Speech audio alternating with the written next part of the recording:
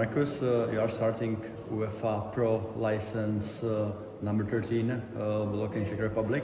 Before we go deeper, your topic is set pieces. Yeah. How do you look at them personally in today's football? Set pieces is a huge part of today's football. You can just see the Premier League this year, how much time they start using on set pieces, how more time the ball is out of play and they take time to set it up, the throw-ins, the corners, the free kicks. So set pieces is a huge part of today's football, I would say. Why do set pieces deserve much bigger place in today's overall way of playing, especially when it comes to the role of a coaching team as a head coach or someone in a coaching team staff that takes care about set pieces? I think the reason why it deserves more focus is that it's the only time in the game where the situation is closed, where you can actually set up things just as you like them.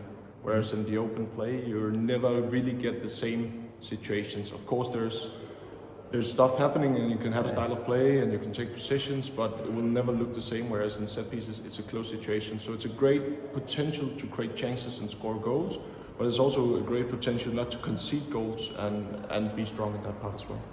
Throw-ins are getting more and more attention, as you mentioned, Premier League this year. Can you tell why is it? If we look at the throw-ins on the final third, the throw-ins that can go into the box, it's a free chance to do a cross. A lot of coaches have a style of play where they want to play it over the side and get a cross in, and then they do a whole setup on how to reach this situation. But when you have a throw-in, you're already there. You're on the edge of the box, you can throw it in, you can take your positions in the box. It's a long ball coming really, really slowly into the box, so it will probably drop down, there will be second balls placed, there will be a lot of fighting in the box. So it's just a huge potential to create something and get a free box entrance.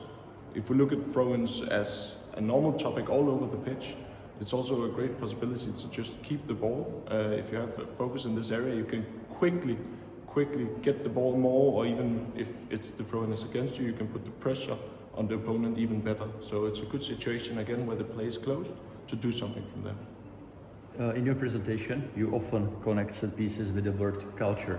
What does it mean inside of a team?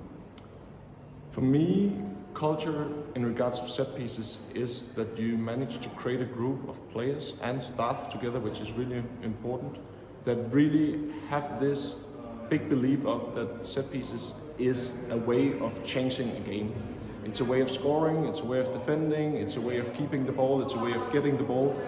And to grow this culture, you need to make a playing group that trusts each other, that knows each other well, that can communicate on the pitch.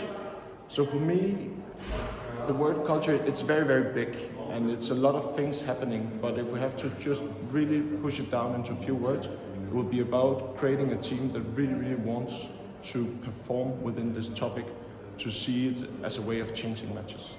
If you could pass one key idea to today's students, what would it be when it comes to set pieces?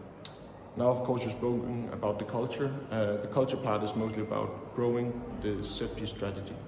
I would say the best advice I can give is that set pieces is it's not just plug and play. So for example, now we know Arsenal is a great set piece force in Europe, but you don't just take their corners and put them into your own team. That's not how it works. The most important part in set pieces is recognizing which guys you have to work with. So for me, the game of set pieces is a little bit like the game of chess. You have some guys, like for example a pawn, that can only move one block forward or kill to the sides diagonally. And that's the same for a guy in set pieces. Maybe he's not so strong in the heading, but he's really, really good at the blocking part.